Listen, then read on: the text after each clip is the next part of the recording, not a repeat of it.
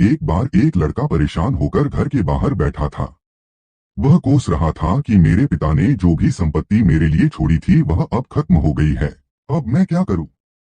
उसी समय उसके पिता के एक मित्र वहां से गुजरे और उसे समझाने लगे कि भाग्य में जो लिखा है वही होगा। उसी रात को उसे स्वप्न भी आया कि तुम्हारा भाग्य पहाड़ की चोटी पर तुम्हारा इंतजार कर रहा है।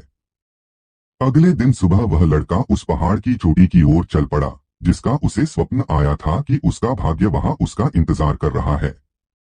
पहाड़ की ओर जाते हुए उसे रास्ते में एक जख्मी शेर मिला। शेर ने उससे पूछा कि कहाँ जा रहे हो? उस लड़के ने बताया, मैं अपने भाग्य से मिलने जा रहा हूँ। शेर कहता है कि अपने भाग्य से मेरे भाग्य के बारे में भी पूछना कि मैं स्वस्थ कब और कैसे होऊंगा। आगे रास्ते में उस लड़के को भूख लगती है तो वह एक बाग में से खाने के लिए फल तोड़ता है, लेकिन कड़वे होने के कारण फल को वह फेंक देता है। बाग का मालिक उससे बताता है कि कड़वे होने के कारण कोई भी मेरे बाग के फल नहीं खाता है। बातचीत के दौरान जब बाग के मालिक को पता चलता है कि यह लड़का भाग्य से मिलने जा रहा है तो वह उससे कहता है कि अपने भाग्य से पूछना कि मेरे बाग के फल मीठे कैसे होंगे। पहाड़ की तरफ जाते जाते लड़के को रात हो जाती है। वहां उसे एक हवेली नजर आती है। वह हवेली की मालकिन से वहां रहने की अनुमति मांगता है। हवेली की मालकिन उससे वहां आने का कारण पूछती है तो लड़का उसे बताता है कि मैं अपने भाग्य से मिलने जा रहा हूँ। हवेली की मालकिन कहती है कि अपने भाग्य से मेरे बारे में भी पूछना कि मुझे खुशी कब मिलेगी। अगले दिन सुबह वह पहाड़ की ओर चल पड़ता है और उसे सचमुच वहां उसका भाग्य मिलता है। वह लड़का भाग्य को उसके साथ चलने के लिए कहता है तथा शेर बाग के मालिक और हवेली की मालकिन के सवालों के जवाब भी मांगता है। भाग्य तीनों के सवालों का जवाब दे देता है और कहता है कि तुम चलो अपना कर्म करो, मैं तुम्हारे पीछे पीछे आता हूँ।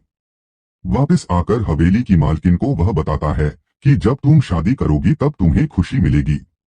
इस पर हवेली की मालकिन उस लड़के को ही उससे शादी करने की बात करती है और कहती है कि मुझसे शादी के बाद तुम मेरी हवेली के मालिक बन जाओगे। तुम्हारी गरीबी दूर हो जाएगी और मुझे भी खुशी मिल जाएगी। लड़का बोला, नहीं, मैं तुमसे शादी नहीं करूंगा क्योंकि मेरा भाग्य मेरे पीछे आ रहा है। मैं तुम्हारे साथ रहकर अपना भाग्य खराब नहीं कर सकता।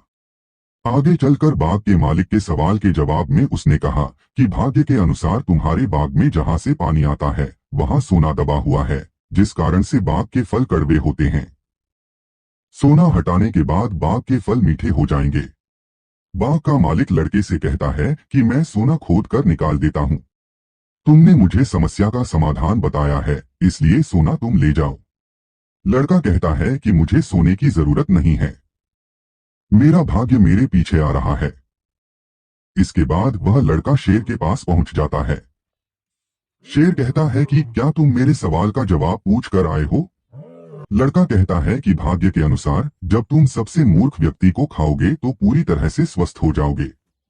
शेर ने कहा, तुम्हारा बहुत बहुत धन्यवाद, मैं तुमको कोई इनाम देना चाहता हूँ। लड़के ने कहा कि मुझे इनाम की आवश्यकता नहीं है।